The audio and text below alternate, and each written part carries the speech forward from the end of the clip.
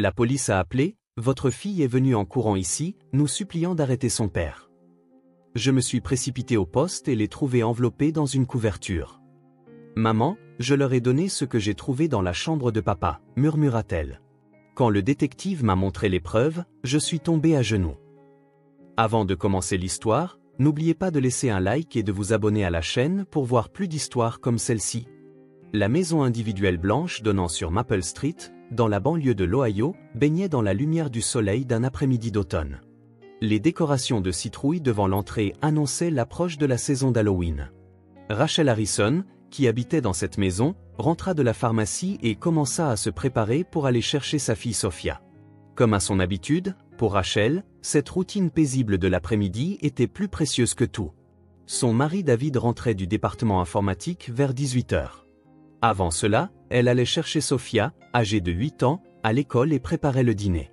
3 ans s'étaient écoulés depuis qu'elle l'avait épousé, et cette vie commençait enfin à lui paraître naturelle. La vie de Rachel n'avait pas été un long fleuve tranquille. Elle avait rencontré son premier mari, Michael, à l'université et l'avait épousé après l'obtention de leur diplôme. Lorsque Sophia avait 5 ans, Michael était décédé subitement dans un accident de la route en rentrant du travail. C'était une collision frontale avec une voiture venant en sens inverse qui avait dérapé sur l'autoroute détrempée par la pluie. Elle se souvenait encore très clairement des mots que le médecin lui avait dit à l'hôpital. Rachel était devenue veuve du jour au lendemain et avait dû élever seule sa jeune fille. Les 2 années en tant que mère célibataire furent plus dures qu'elle ne l'avait imaginé. Le jour, elle travaillait à temps partiel à la pharmacie, et le soir, elle aidait Sophia à faire ses devoirs et s'occupait des tâches ménagères. Même les week-ends n'offraient aucun repos, car elle était constamment occupée par les courses, la lessive et le ménage. Quand Sophia avait de la fièvre, elle devait prendre des jours de congé, ce qui causait souvent des problèmes à son lieu de travail. Elle approchait de ses limites, tant sur le plan financier qu'émotionnel. Sa rencontre avec David Harrison fut véritablement un coup du destin. Lors de la réunion d'orientation du nouveau semestre à l'école primaire de Sophia, il s'était approché de Rachel, qui était la seule. David était responsable de la gestion des systèmes informatiques dans une grande entreprise locale, et son attitude calme et son sourire doux étaient remarquables. Lui aussi avait un passé de divorce et avait vécu sans enfant. Mais il disait qu'en rencontrant Sophia, il avait eu pour la première fois envie de devenir père.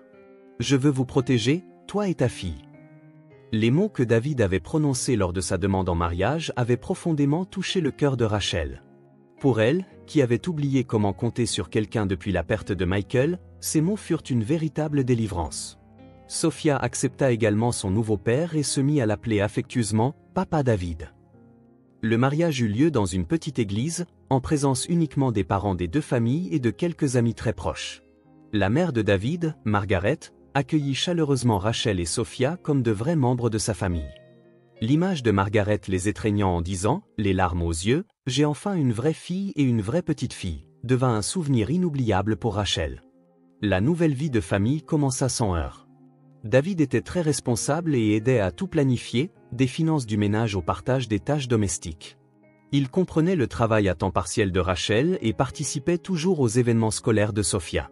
Il courut avec elle lors de la journée sportive et applaudit au premier rang lors des spectacles de l'école. Les autres parents commentaient souvent « Quelle famille merveilleuse vous formez !» Pour Sophia, David était une figure paternelle idéale. Le week-end, il l'emmenait dans les parcs d'attractions et les centres commerciaux.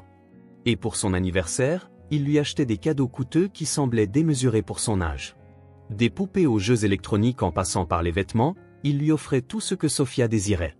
Chaque fois que Sophia disait « Papa est si gentil », Rachel se sentait vraiment soulagée. Cependant, récemment, de petits changements avaient commencé à apparaître. Sophia disait de plus en plus souvent des choses comme « Je ne veux pas être seule avec papa ». Rachel pensait que c'était une phase de difficulté dans sa relation avec son beau-père et la consolait en disant « Papa t'aime comme sa vraie fille ». Pourtant, l'expression de Sophia restait assombrie, et elle se plaignait fréquemment de maux de ventre et voulait rester à la maison au lieu d'aller à l'école. Même après des examens approfondis chez le pédiatre, aucune anomalie ne fut trouvée, et le médecin expliqua « C'est peut-être d'ordre psychologique ». Rachel se culpabilisa, pensant que son emploi du temps de plus en plus chargé au travail pouvait causer du stress à Sophia. David était également inquiet et suggéra « Pourquoi ne réduirais-tu pas un peu tes heures de travail pour passer plus de temps avec Sophia ?» Pendant ce temps, David était le mari parfait pour Rachel et un père idéal pour Sophia. Les moments où ils dînaient tous les trois ensemble étaient paisibles, et les soirées passées à rire en regardant la télévision étaient un pur bonheur. Le deuxième samedi d'octobre, David emmena Sophia au parc d'attractions local. Rachel avait un service le samedi matin à la pharmacie, c'était donc une sortie juste entre père et fille. Quand ils rentrèrent le soir, le visage de Sophia était rouge d'excitation. « Maman, j'ai fait les montagnes russes 3 fois. J'avais peur au début, mais papa m'a tenu la main, alors ça a été. » David tapota doucement la tête de Sophia en souriant à Rachel. Cette enfant est vraiment courageuse. Elle hésitait au début, mais à la fin, elle voulait y aller toute seule. Rachel était émue par la gentillesse de son mari. Même un père biologique prendrait-il autant soin de Sophia? David n'avait pas seulement acheté une nouvelle peluche à Sophia, mais il avait aussi pris de nombreuses photos. L'écran du smartphone les montrait tous les deux souriants devant la grande roue. Cependant, cette nuit-là, Sophia eut du mal à s'endormir. Quand Rachel jeta un œil dans la chambre, sa fille était recroquevillée dans son lit. « Sophia, qu'est-ce qui ne va pas? Tu es fatiguée du parc d'attractions ?» Maman, appela Sophia d'une petite voix. « Est-ce que je peux dormir seule ce soir? » Bien sûr. Tu as 8 ans maintenant. Tu es une grande fille. Rachel embrassa le front de sa fille. Y a-t-il quelque chose qui te préoccupe? Sophia secoua la tête, mais l'anxiété traversa son expression. Non, ça va. Le mardi suivant, l'école de Sophia organisa sa journée sportive. David prit un jour de congé payé et s'assit dans les gradins avec Rachel. Alors que d'autres parents ne pouvaient pas être présents à cause de leur travail, les encouragements enthousiastes de David se démarquaient. Dans la compétition parents-enfants, il participa à une course à 3 jambes avec Sophia. Et même quand ils tombèrent, il rit et courut jusqu'à la ligne d'arrivée. « Monsieur Harrison est vraiment dévoué à sa fille », dit la mère d'un camarade de classe assise à côté d'eux. « Oui, il adore Sophia », répondit fièrement Rachel. Après la journée sportive, ils allèrent tous les trois dans un restaurant familial voisin. David s'assit à côté de Sophia et commanda le hamburger qu'elle aimait.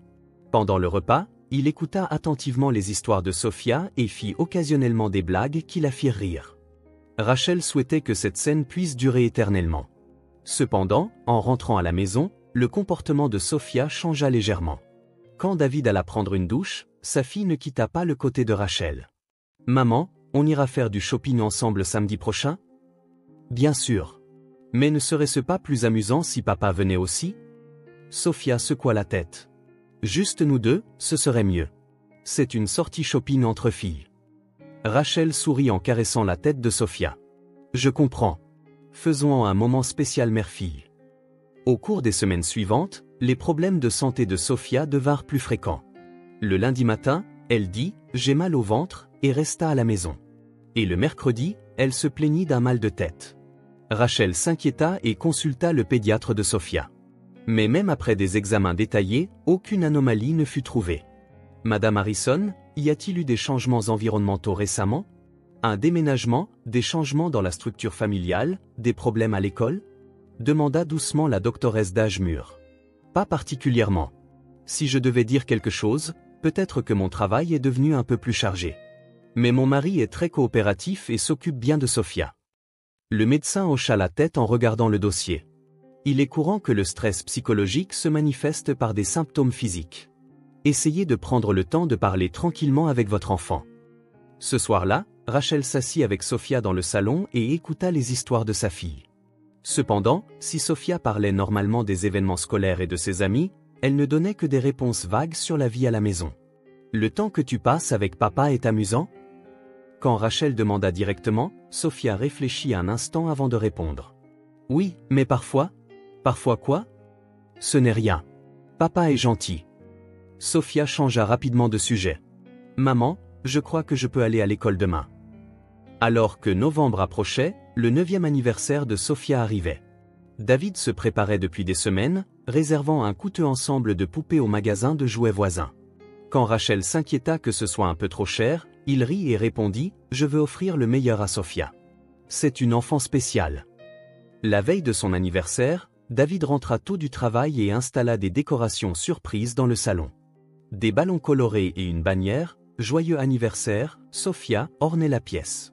Quand Sophia rentra de l'école et vit les décorations, son visage s'illumina un instant, puis elle parut troublée. Ouah, c'est magnifique. Merci, papa.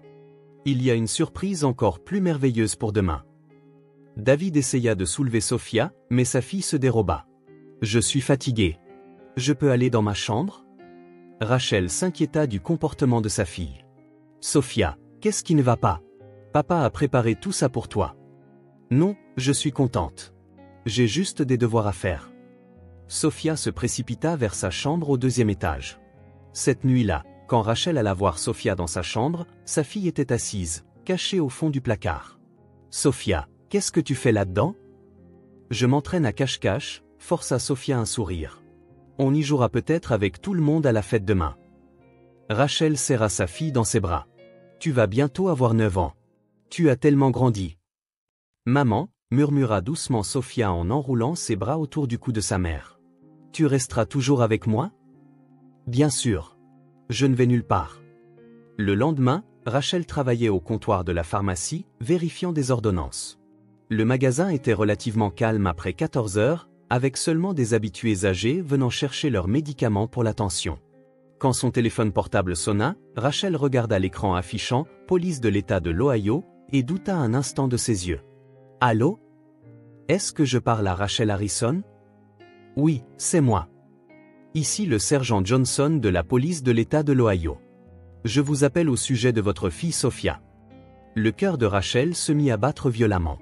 Est-il arrivé quelque chose à Sophia? Y a-t-il eu un accident? Non, votre fille est en sécurité. Cependant, cet après-midi, elle est arrivée en courant au poste de police avec l'infirmière de l'école, nous demandant d'arrêter son père. La voix à l'autre bout du fil semblait lointaine. Rachel s'appuya contre le mur de la pharmacie, essayant de comprendre le sens des mots. Arrêter son père. Il doit y avoir une erreur. Madame, pourriez-vous venir au poste de police immédiatement? Nous aimerions en discuter avec vous en détail. Rachel expliqua la situation à sa collègue et quitta précipitamment la pharmacie. Même assise au volant de sa voiture, ses mains tremblaient tellement qu'elle ne put démarrer le moteur pendant un moment. Sophia courant à la police, demandant d'arrêter David. Plus elle y pensait, moins elle comprenait la situation. Quand elle arriva au poste de police, une employée à la réception répondit poliment. « Madame Harrison, votre fille est dans la salle d'attente avec une policière. » Quand elle ouvrit la porte de la pièce où on l'avait conduite, Sophia était enveloppée dans une grande couverture rose, assise sur un petit canapé. Elle avait une expression plus mûre que celle d'une fillette de 8 ans, fixant intensément le sol. À côté d'elle était assise une policière d'âge mûr à l'air bienveillant. « Sophia !» Rachel se précipita et serra sa fille dans ses bras. « Tu vas bien? Tu n'es pas blessée? »« Maman, je suis désolée. » La voix de Sophia était petite et tremblante. « Mais j'avais si peur. Je ne pouvais plus le supporter. »« De quoi avais-tu peur? Que s'est-il passé? N'étais-tu pas à l'école? » La policière se leva. « Je suis l'agente Maria Rodriguez. Votre fille a consulté Madame Wilson à l'infirmerie de l'école aujourd'hui. Madame Wilson a pris la bonne décision et est venue ici avec Sophia. » Rachel regarda le visage de Sophia. « De quoi as-tu parlé à l'infirmière? » Sophia répondit en essuyant ses larmes. « J'avais mal au ventre, alors je suis allée à l'infirmerie. Mais Madame Wilson m'a demandé, « Tu viens souvent ici ces derniers temps, mais y a-t-il vraiment quelque chose qui te préoccupe? » Alors je lui ai parlé de papa. Sophia ne pouvait pas regarder sa mère dans les yeux et baissa la tête. Madame Wilson a dit que c'était quelque chose dont il fallait parler à la police et elle est venue avec moi. À ce moment, on frappa à la porte et un détective d'âge mûr entra. « Madame Harrison, je suis le détective Thompson.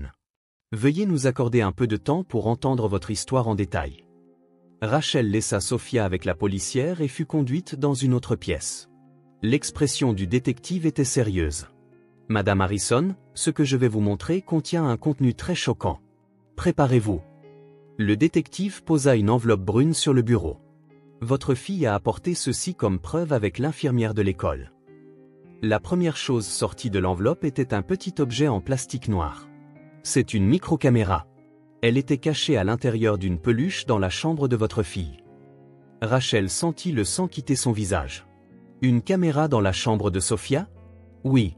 Et voici quelques-unes des images prises par cette caméra. Le détective sortit plusieurs photographies. Celles-ci ont été imprimées depuis l'ordinateur de votre mari. Au moment où Rachel vit les photos, elle faillit s'effondrer de sa chaise. Des images de Sophia se changeant, s'enveloppant dans une serviette après un bain, et une série d'images trop abjectes pour être décrites. La force quitta ses genoux, et Rachel s'effondra sur le sol. Qu'est-ce que c'est? Votre mari filmait secrètement votre fille sur une longue période et collectionnait des images. De plus, il semble y avoir eu également un contact direct. Rachel se couvrit le visage de ses deux mains. Je ne peux pas le croire. Que David ait fait de telles choses? On pouvait entendre la petite voix de Sophia depuis la pièce voisine. Quand le détective ouvrit légèrement la porte, des fragments de ce que sa fille racontait à la policière parvinrent à ses oreilles. Le nouveau papa, je le trouvais gentil au début, mais quand je prenais mon bain ou que je me changeais, il me regardait toujours. Et quand maman n'était pas là? La voix de Sophia tremblait. Il disait, c'est un secret juste entre nous. Si tu le dis à maman, maman sera triste. Mais j'ai eu de plus en plus peur. Rachel se leva et se précipita dans la pièce voisine. Sophia, je suis désolée. Maman n'a pas pu te protéger. Mère et fille se serrèrent l'une contre l'autre et pleurèrent.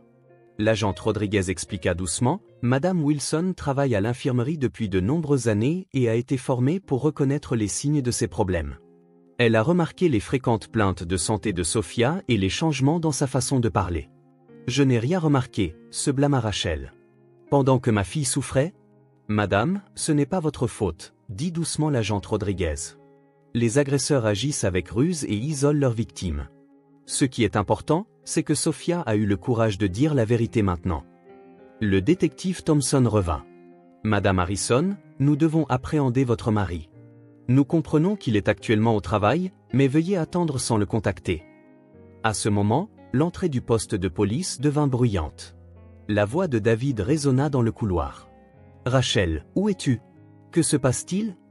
Les détectives intervinrent et quelques minutes plus tard, David fut amené menotté.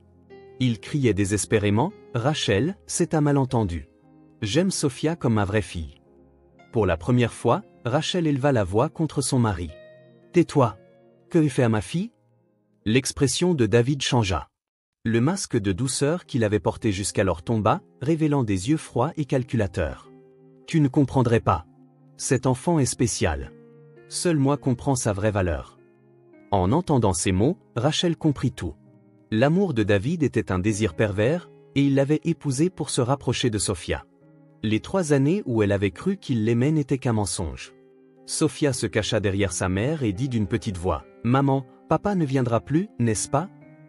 Il ne reviendra plus jamais. » Rachel serra sa fille très fort. « Maman te protégera. Je ne laisserai personne te faire du mal. » Pendant que David était emmené en salle d'interrogatoire, Rachel et Sophia attendirent dans la salle d'attente du poste de police.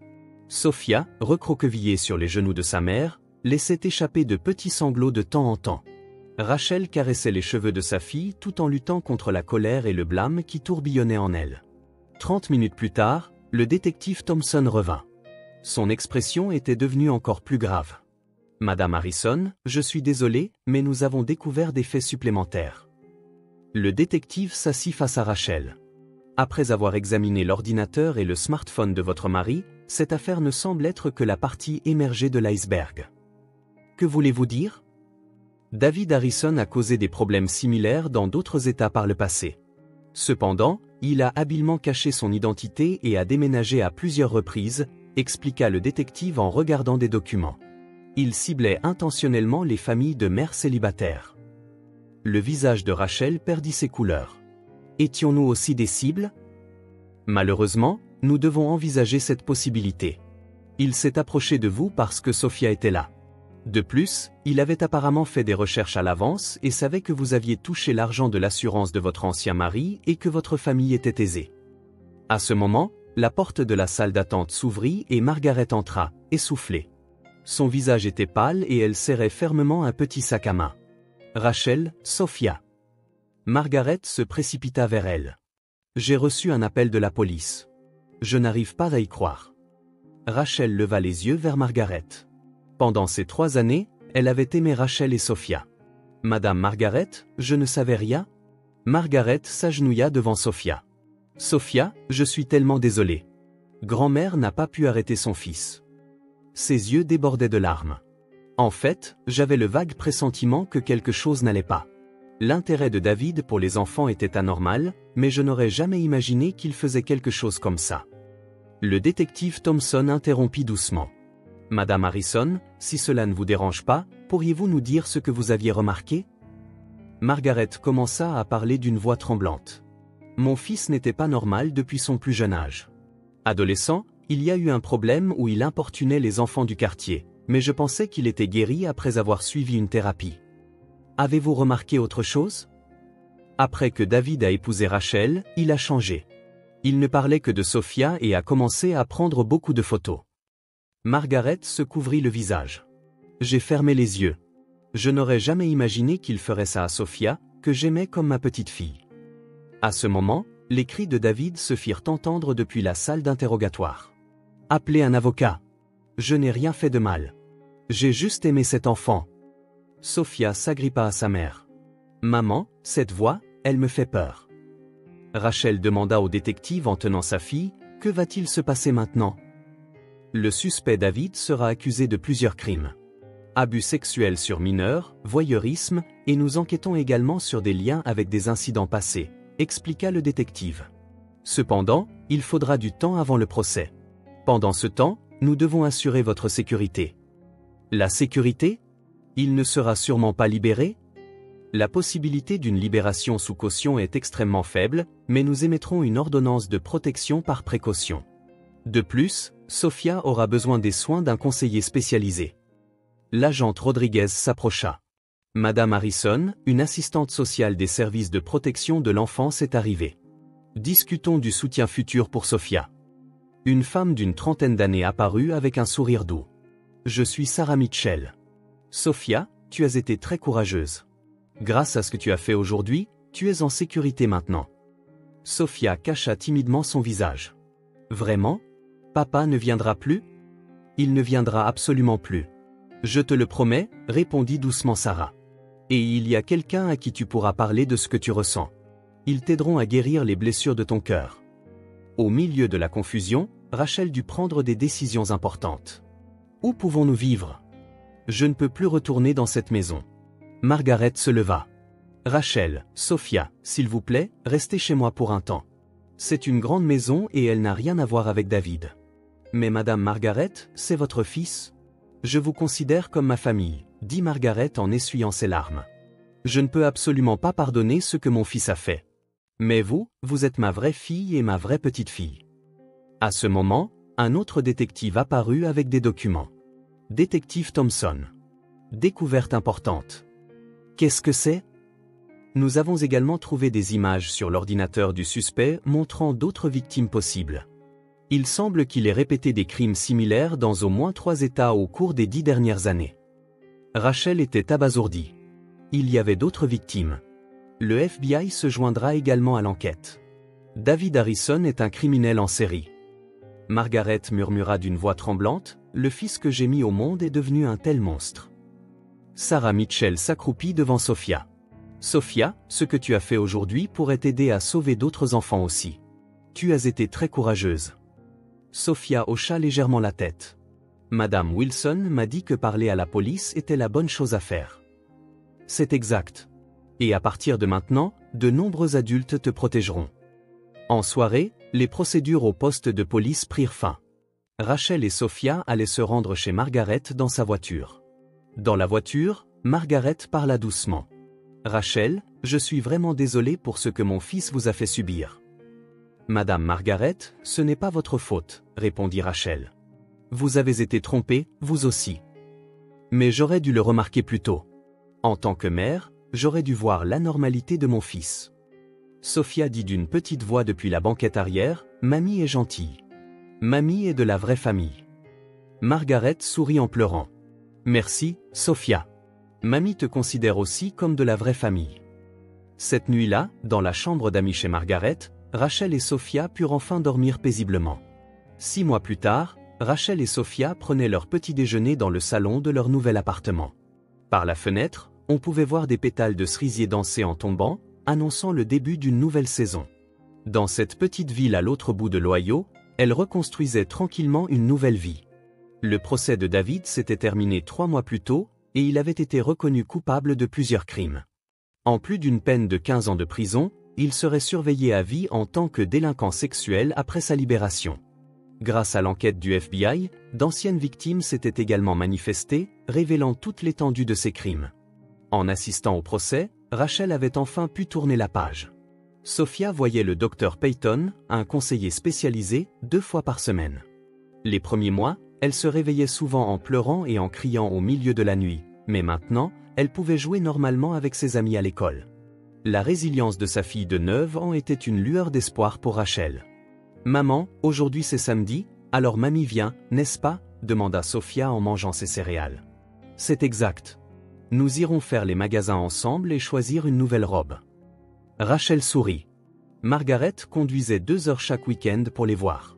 Bien qu'elle restât la mère de David, elle avait complètement coupé les ponts avec son fils et continuait de soutenir Rachel et Sophia. Même pendant le procès, elle appelait presque tous les jours, lui apportant un soutien émotionnel.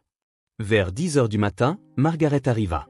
Elle avait l'air un peu plus mince qu'avant, mais son sourire restait aussi chaleureux que jamais. « Sophia, tu as grandi. » Margaret serra sa petite fille dans ses bras. « Mamie, tu viendras à mon spectacle de l'école la prochaine fois ? » « Bien sûr. Je t'encouragerai depuis le premier rang. » Rachel fit le point sur les derniers événements en préparant du café pour Margaret. Le poste à temps plein à la pharmacie a été officiellement confirmé. Je peux commencer à travailler à plein temps le mois prochain. C'est une excellente nouvelle. Margaret afficha une expression de soulagement. Quand on est stable financièrement, on trouve aussi la tranquillité d'esprit. L'après-midi, elles allèrent toutes les 3 au centre commercial. Dans le rayon des vêtements pour enfants, Sophia choisit une robe jaune vif. Cette couleur est vive et me donne de l'énergie. Sophia tourna sur elle-même devant le miroir. Rachel sentit une chaleur dans sa poitrine en voyant le sourire de sa fille. 6 mois après ce terrible incident, Sophia se remettait définitivement. Bien sûr, elle faisait encore parfois des cauchemars et avait peur des hommes qu'elle ne connaissait pas.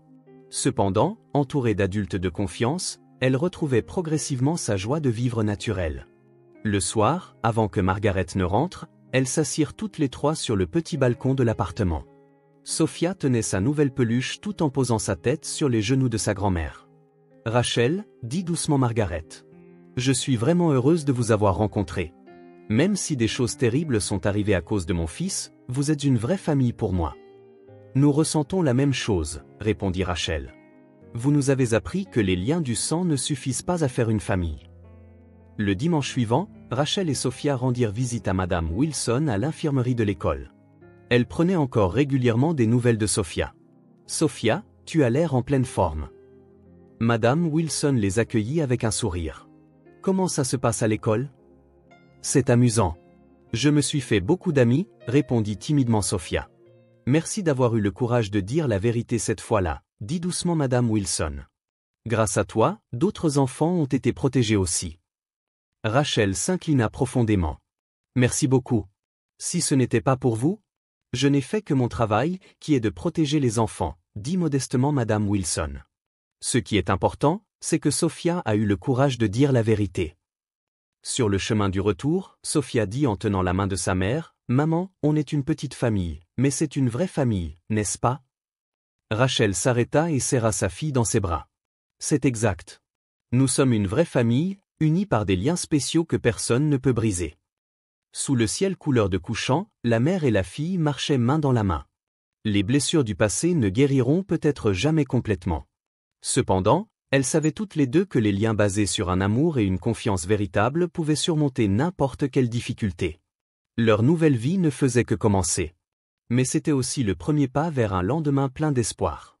Rachel et Sophia avaient appris par l'expérience qu'une vraie famille ne dépend pas des liens du sang ou des formalités, mais des liens du cœur qui se croient, se protègent et se soutiennent mutuellement.